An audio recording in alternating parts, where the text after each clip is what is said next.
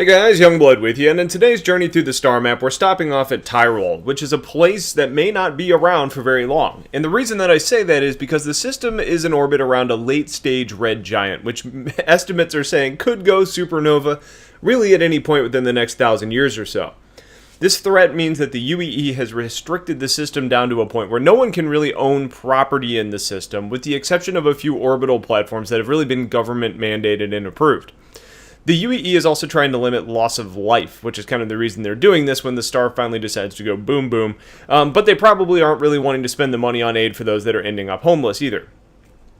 Now, there's really only two types of people that are living in Tyrol right now, with the first being researchers. Seeing a star this close to going supernova is a really exciting opportunity for anybody who wants to really study this phenomenon, because while it may be relatively common in the universe, to find one of these this close by and this close to actually happening is a pretty special discovery. So you're going to find government scientists, students that are working on graduate work, and even weapons manufacturers here, all trying to learn something from this force of nature. The other type of people that are living here are criminals, people with nowhere else to go, just because the lack of military or police groups in the system means that they can live here in relative peace. Funny enough, people in more civilized parts of space tend to think of these criminals in more of a romantic setting, almost like they have come to terms with death and reality, and they're not fearing that death. They're kind of brave and brazen, I guess. Now, the reality is that they're here because they have got a lack of other options, but we can really spend that however they like. Either way, Tyrol is a relatively secluded in space. You know, the system is just kind of off on its own. So in addition to just not having people really hunting you here, you've also got that kind of isolation level of protection helping you out. Though there are jump points to Helios, Charon, and Gauss. Tyrol 1 is the closest planet to the star, and it's a typical inner world that's been scorched by its proximity to the star. And also typical, there isn't really much worth coming here for. However, there is a moon in orbit around Tyrol called Lenisto, and this is one of the few locations where you can actually find people here. Now, initially it was set up as a research facility that was really constructed to kind of study the star as closely as possible. But when that funding ended up drying up in just a decade, it quickly turned into a hub for smugglers, and they called it Front Row. Now, that's actually sort of a running joke behind that name, that they get that first front row seat to the show the star is going to provide when the nova happens.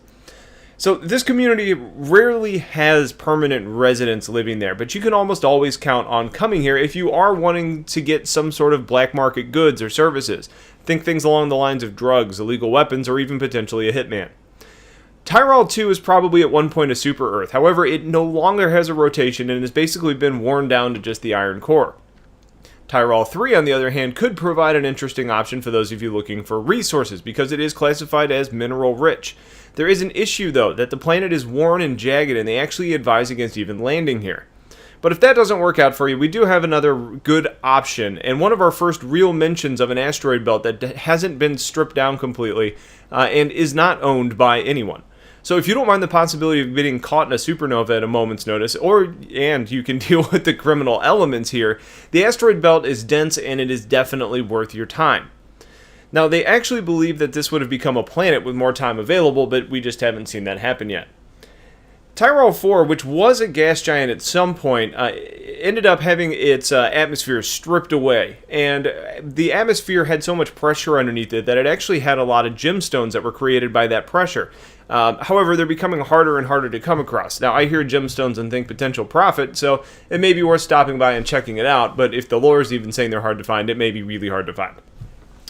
Tyrol 5 is where you're going to find the only real permanent residents in this system. It's become known as Haven, mostly because it's the last place these settlers could go in the galaxy for safety, and where their reputation doesn't really follow them. The planet was initially an ice ball, but when the star kind of transformed into the red giant, the heat in the system just totally melted away the ice, which left massive caverns that were created by countless years of erosion. Haven is an okay place to come and visit. However, you're going to need to remain indoors, in the shade, or in some form of shielded spacesuit, because you wouldn't survive more than a couple minutes out in the sun unprotected. Now, it's interesting to note that the people here haven't spent any money on evacuation plans or early warning systems or anything like that. It's almost like they just don't care if life is wiped out in an instant. And I guess if it happens really quick, it isn't really the worst way to go. Now, a potential profit, if this ends up happening in the game, could be if we know, or if we get a little bit of warning that the nova is about to happen. I'm going to go ahead and guess that a lot of those settlers that say, oh, I don't care if we die, are going to change their minds real quick when they're about to die. So you could potentially make some profit shuttling people out of the system. Tyrol 6 is a gas giant, much like Jupiter, and is really frequently used for refueling because it's the only good place to do that in the system. There isn't anything else really to note about the system other than that scientists have ended up disguising a high-tech little rig or probe pointing at the planet that they're hoping to capture the atmosphere of the planet being just kind of vaporized in this big fiery display, and then the probe is supposed to haul ass back to the nearest jump point. And then the final planet here is Tyrol 7, which is a small protoplanet that has only one real point of interest. It's the only planet that's not destined to be destroyed by the supernova.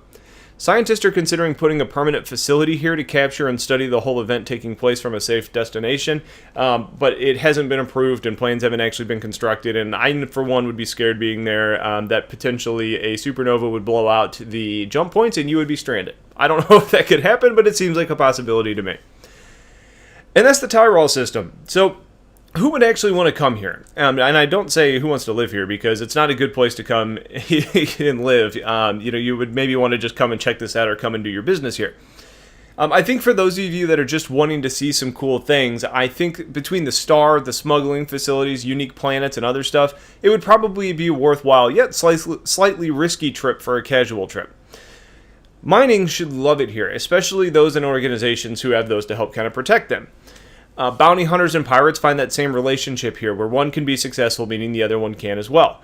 There's no police here to chase down criminals. That means there's a lot of criminals. Lots of criminals means there's lots of opportunities for cashing in warrants, so we see more bounty hunters. It's just kind of that give and take relationship that we tend to see, and I think those will both thrive here. Starfarer pilots should do really well here too, because while there is a refueling point at Tyrol 6, there's not a refinery in the system. So if you can bring in the Starfarer, turn out some fuel, sell it at a premium, and repeat, you're probably going to end up cutting a pretty decent profit. And for those of you looking for slightly less legal goods and services, there are options in this lawless system. So, that's Tyrol. If you guys have any questions about this place, let me know. Otherwise, stay tuned for more content. Have yourselves a wonderful day, and I'll talk to you guys later. Take care.